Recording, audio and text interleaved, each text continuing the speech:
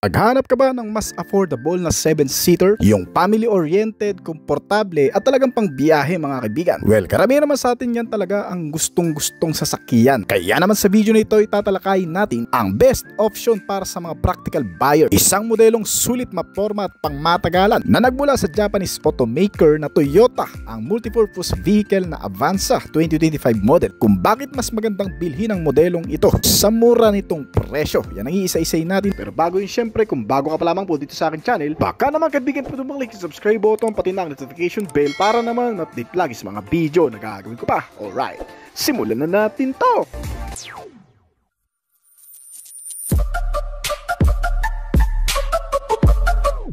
Isa sa mga practical unit ng Toyota ay ang Avanza. Ang pinakamurang 7-seater na talaga namang pangpamilya ng brand ay isa rin sa pinakamabiling multipurpose vehicle dito sa Pilipinas. Ilan sa mga advantage ng modelong ito bagamat medyo affordable ay ang pagkakaroon din ng kumpletong gamit mula sa interior gaya ng 8-inch size display screen na naka-Apple CarPlay at Android Auto na mga connectivity features na sinamahan ng mga standard safety features gaya ng dual airbags, vehicle stability control, anti-lock braking system at electronic brake force distribution na suporta sa mga pagpipreno. Ang Toyota Avanza ay may 4 na klase ng variant sa Pilipinas na nagkakahalaga mula 850,000 hanggang 1.1 million pesos. Gumagamit din ang Toyota Avanza depende sa variant ng dalawang klaseng makina, ang 1.3 at ang 1.5 engine. Well, pagdating naman sa fuel consumption, karamihan sa mga feedback ng mga owner nito ay talaga naman satisfied sa multipurpose vehicle na ito dahil kaya nito kumonsumo ng matipid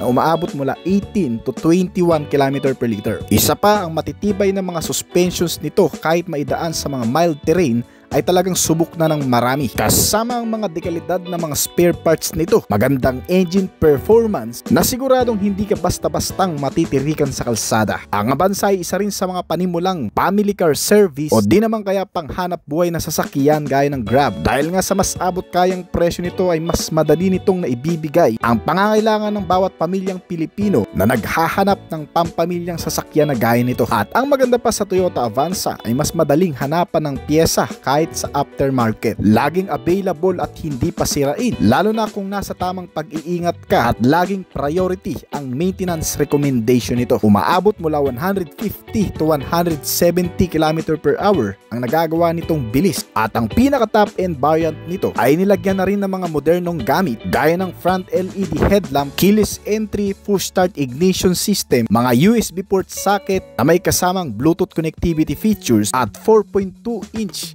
na TFT multi-information display sa driver na sinamahan rin ng mga advanced driver assistance system o ADAS mula sa Toyota Safety Sense Suite na may kasamang blind spot monitoring system, rear cross traffic alert at lane departure warning para sa mga advanced na safety features nito. At bukod ba dyan mga kaibigan, itong Toyota Avanza ay mayroon na rin climate control system na naka-digital control na nagbibigay ng mas komportableng ride experience. Meron nitong 43 liters na fuel tank capacity at 360 liters na trunk capacity o extra storage space sa likuran na pwedeng paglagyan o kargahan ng mga gamit. Kaya naman hindi na rin masasabing mahal ang presyo nito mula 850,000 hanggang 1.1 million pesos lamang. Well, paano naman kung magkakaroon na ng bagong modelo itong Toyota Avanza? Dahil kamakailan lang ay usap-usapan na rin sa social media ang ilalabas na bagong version nito. Bagong exterior design na sinamahan ng mas modern specs and features.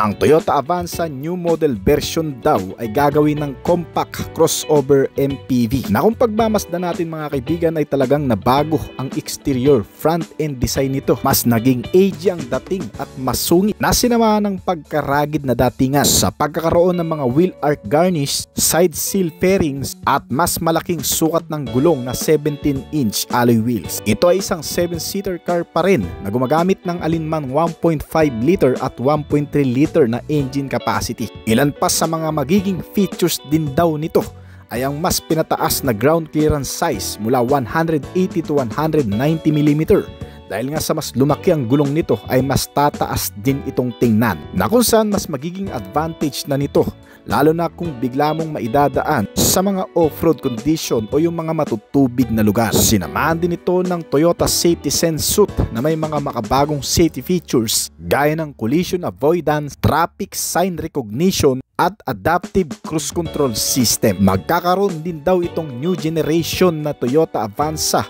na marahil na ilalabas daw sa 2026 ng mga modern specs and features sa interior gaya ng mas malaking size display screen sa infotainment, TFT instrument meter cluster sa driver's seat at mga naka-leather seat cover. Kasama rin sa mga pinag-uusapan ngayon ng brand ang paglalagay sa bagong bersyon ng Toyota Avanza 2026 ng mild hybrid powertrain para mas maging matipid at mas malakas ang performance nito. Well, magkano naman kaya ang magiging presyo nitong bagong bersyon ng Avanza? Malamang sa malamang ang price nito ay magtataas din. Kaya naman kung nagbabala ka ng bumili ng isang sasakyan na 7-seater, mas magandang bumili ka na ngayon habang mura pa at hindi pa na-upgrade itong bagong Toyota Avanza. Kasi kapag official lang nilabas nga itong bagong Toyota Avanza na 2026 model, ay papalo malamang ang price range nito mula 1.1 million pesos hanggang 1.3 million pesos na. Dahil sa nadagdag na mga bagong features, bagong design concept na talaga namang mas magiging magandang contender ng brand sa ilang mga brand competitor nito, ay tatapatan talaga ito ng mas malaking presyo. Inilabas ng Toyota Motor Philippines ang kanilang pambatong modelo mula sa MPV car segment, ang Toyota Avanza 2023. Isang modelo na nagpapatunay na hindi lahat ng bagay ay naidadaan sa laki at lakas ng makina ang pagiging epektibo sa kalsada at sa mga tao makakagamit nito, kundi sa pagiging practical, cost effectiveness at pagiging affordable package. Matagal na itong nandito sa bansa, wala pa man ang ilan sa mga kakumpetensya nito. Itong modelo ay nagpapasikat na sa kalsada na kadalasan ay ginagamit pang family service o partner sa panghanap buhay ng ilan nating mga kababayan. At ngayon sa bagong update nitong modelo ay makasisiguro ka na rin na hindi ka mapag-iiwanan pagdating sa makabagong katangiang nilalaman nito. Kagaya na lamang ng mga bagong safety and security features, pagiging convenient at comfortability ay halos narito na lahat sa modelong ito. Inilabas ito sa bansa na may 4 na klaseng variant mula sa low-end variant na tinatawag na 1.3J manual transmission. Nagkakahalaga ito ng 833,000 pesos lang. Sumunod naman ang 1.3E manual transmission na nagkakahalaga ng 948,000 pesos. Ang pangatlo naman na klase nito ay ang 1.3 CVT automatic transmission na ito na may kabuuang halaga na 1,004,000 at ang pinaka-top end variant naman ay ang 1.5G CVT naman at may kabuuang halaga na 1,059,000 pesos lamang. Ang pagkakaiba-iba ng mga presyo nito ay binase sa dami ng mga specs and features na nakapaloob sa bawat isa. Ibig sabihin, kung ang pinakamura o low-end variant ang pipiliin mo, i-expect mo na hindi lahat ng mga features ay meron din ito. Kaya naman para mas malinaw sa marami, magpo-focus tayo sa 1.5G CVT, ang pinaka-top variant nito, na kumpleto na sa lahat ng bagay. Magmula sa exterior design, pare-pareho lang naman ang itsura ng mga yan. Mukhang premium na datingan sa ganda ng front bumper grill cover nito. Nakakamangha ang isang ito kasi sa sobrang tagal na nito sa bansa, ilang modelo ng iba't ibang brand na rin ang nakatapat nito at hindi umubra sa pagiging matibay, matipid at kahit papano'y malakas na performance na meron ito. Naiiba ang itsura sa marami dala ang signature design ng pagiging elegante na very useful sa kahit saan, mapa city ride, long ride at sa urban ride. Ang modelong ito ay naglalaman din ng mga panibagong features gaya na lamang nitong LED type na headlamp with daytime running light at fog lamp na naka-bulb type pa. Ang angas din ng pagkakadesign dito. Ganon din sa tail lamp na may kakaibang disenyo ay napaka-angas na rin. Naka-LED type na rin ang bulb nito kaya wala ka nang masyadong poproblemahin pa. At pagdating naman sa makina, itong modelo ay pinapagana ng 1,496 cubic centimeter na displacement capacity, naka 1.5 liter gasoline engine inline 4 cylinder, 16 valve dual overhead cam, at may fuel system na electronic fuel injected type na sinamahan pa ng Euro 4 compliance, kaya hindi lamang matipid ay eco-friendly na rin. May compression ratio naman ito na 11.5:1 na konektado naman sa CVT type transmission at gearbox na variable speed. Ang naka front wheel drive na automatic transmission nito ay kaya ring mag-produce ng maximum output level na 105 horsepower sa kada 6,000 revolution per minute at 138 Nm of torque naman sa kada 4,200 revolution per minute. Ang maximum top speed din na nagagawa nito ay umaabot sa 182 km/h na kabuang bilis. May fuel tank capacity na 43 liters at kayang kumonsumo ng pinakamatipid na paraan na hanggang sa 18 km/liter. May titipid pa ito kung sa maluluwang na kalsada mo gagamitin. At pagdating naman sa ilan pang bagay na meron ito, ang mga safety features. Dahil gaya ng marami, ang modelong ito ay hindi rin magpapaulis sa bagay na yan. Sagana rin ito sa napakaraming mga safety sense kagaya ng anti-lock braking system, isang sistema na nag-a-unlock sa mahigpit na kapit ng brake kapag biglaan mo itong nagamit. Dahil dito ay maiiwasan ang pagkadulas at bibigyan ka ng pagkakataong makaiwas sa kung anuman ang mababangga mo. Number 2, meron na rin itong traction control system na tumutulong naman na mas maging ligtas at balanse ang pag-andar ng sasakyan sa oras na ito ay mapapadaan sa malulubak, matutubig at madudulas na kalsada. Dahil dito ay ma-maintain na rin ng driver ang pagiging stable sa pagmamaneho. Pangatlo naman ay ang Vehicle Stability Control System, isang sistema na mahalaga rin na meron ng isang sasakyan. Nagme-maintain na rin ito ng mas maayos na biyahe kahit pabago-bago man ang panahon at kalsada na yung dadaanan. Magiging stable pa rin ang takbo niyan umulan man o umaraw. Meron na rin itong crash sensor, isang sistema na nagpapagana sa mga alarm o horn na nagbibigay ng malakas na sound na parang pagkabigla sa maaaring kahinatnan kung ito ay mababangga o nabangga na. Kumbaga sa tao ay mapapahiyaw ka kapag nagugulat ka sa biglaang pangyayari, na kung saan maging ang mga airbags nito sa front, driver side at passenger ay otomatikong gagana at lalabas na rin para naman maalalayan ang mga pasahero nito. Meron na rin itong seatbelt warning. Sa mga hindi gumagamit ng seatbelt ay mawawarningan naman ang pasahero o driver na kung sino ang hindi naka-seatbelt sa oras na nakasakay dito. Meron na itong mga child safety locks, day and night rear view mirror, meron na ring front and side impact beams, may engine check warning na papaalalahanan ka rin kung sakaling nagkakaroon man ng malfunction sa loob ng makina nito. Meron na rin itong ISO fixed child seat mounts na poprotekta naman sa mga bata o baby na kasama natin dito sa loob ng sasakyan. Meron na rin itong EBD o electronic brake distributor na halos katulad lang din ng sa ABS sensor ang ginagampanan. Meron na rin itong mga airbags sa may bandang ibaba para sa mga tuhod natin, para mas maprotektahan din naman ang mga buto-buto natin sa paa kung sakaling magkakaroon man ng anumang aksidente. Meron na ring brake assist na kasama, may parking sensor, mga kamera at marami pang iba. Isang bagay lang na kahit ikaw ay isang baguhan pa lamang magmaneho ng mga ganitong klaseng sasakyan ay mapapanatag ka na rin sa pang-araw-araw na pagsakay dahil sa mga safety features na talagang kahit papano'y mag-iingat din sa'yo sa pang-araw-araw na pagmamaneho. Pero ang pinaka-the best pa rin na safety features dyan para sa mga sasakay dito ay ang pagiging alerto at maging maingat sa kalsada. Alright. At syempre, bukod sa safety features, hindi rin naman makukumpleto yan kung wala naman ang security features nito. Nilagyan ng ilang mga bakabagong sistema na makatutulong naman na maging kampante ka sa pang-araw-araw sakaling ikaw ay walang sariling parking sa iyong bahay at iniiwan mo lamang ang iyong sasakyan sa labas na hindi ka sigurado kung ligtas sa maaaring magtangkang nakawin ito. Ang mga sistemang ito ang makatutulong sa bagay na yan para maging secured na rin. Kagaya na lamang nitong central locking. Ang central locking ay nakaposisyon sa iisang pintuan lamang sa driver's side, na kung saan kahit sa isang pintuan na lamang ang mag-manage ng lock ng lahat ng pintuan nito ay otomatikong hindi na mabubuksan pa ang iba pang mga pintuan nito kapag na-activate na ang mismong central locking.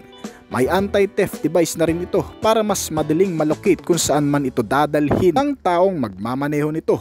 At meron na rin itong engine immobilizer system, isang sistema sa ignition system na konektado sa makina nitong sasakyan at hindi rin basta-bastang mabubuksan kahit gamitan pa ng traditional way ng pagpapagana ng sasakyan.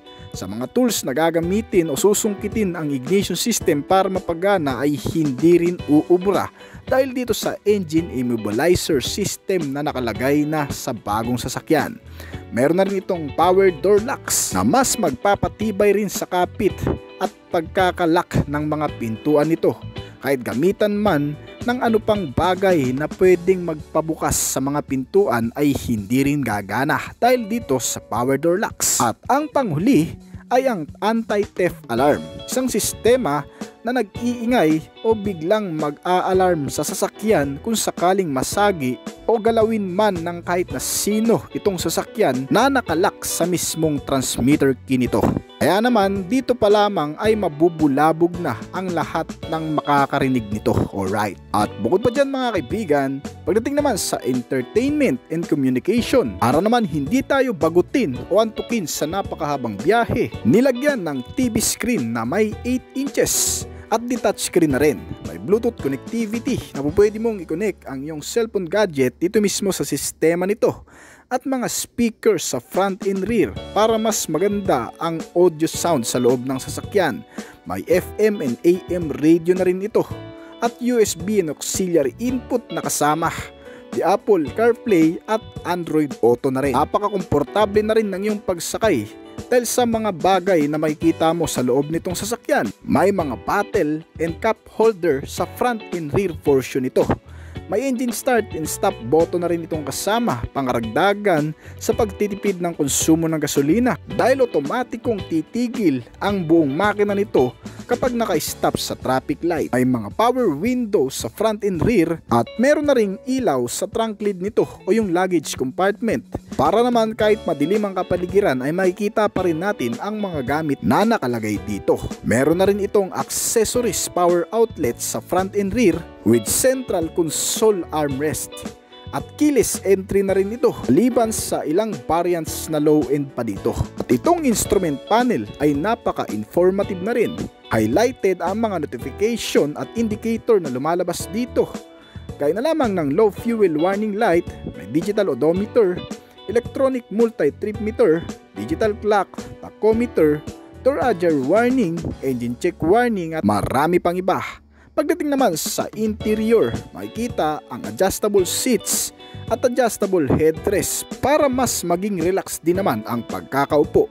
Fabric upholstery na rin ang cover nito at with height adjustable sa driver seats. Talagang halos kumpleto na at wala ka nang masasabi pa sa MPV car na Toyota Avanza. Sa safety, security, sa comfortability at sa ibang accessibility na meron ito ay talagang nakakabilib na rin talaga na meron na sa mga ganitong klaseng sasakyan. At para naman sa kabuuang sukat nito, ang haba nitong modelo ay 4,395mm.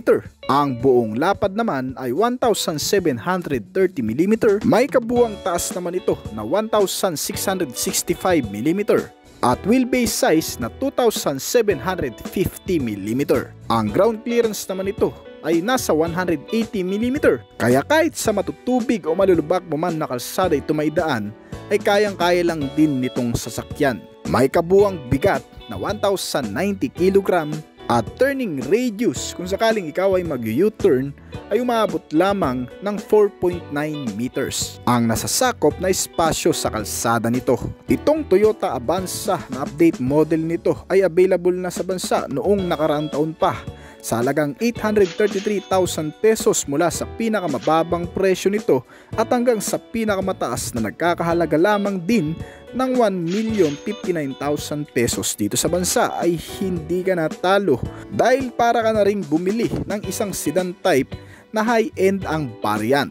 Ang pinakamurang pampamilyang sasakyan na MPV car Toyota Avanza. So hanggang dito na lamang po siguro ang ating video, pero bago po tayo magtapos ay nais ko po munang magpasalamat sa mga patuloy na sumusuporta, tumatangkilik at nag-abang palagi sa mga video na ina-upload natin dito sa ating channel. Maraming salamat po at shoutout po sa inyo guys. Ngayon kung bago ka pa lamang din po dito sa ating channel, baka naman kaibigan pwede mo maklik ng subscribe button pati na notification bell para naman ma-update kita palagi sa mga video na gagawin ko pa. At syempre hintayin ko rin ang opinion at comment mo sa ibaba kung may mga katanungan ka tungkol sa video na ito. Huwag kang mayang mag-comment kaibigan upang nang sa ganun ay masagutan ko rin ang mga nais mo pang malaman at makakuha rin ako ng idea mula sa iyo na magagamit ko sa aking mga susunod pang video na gagawin. This is Oblis Collection. Thank you!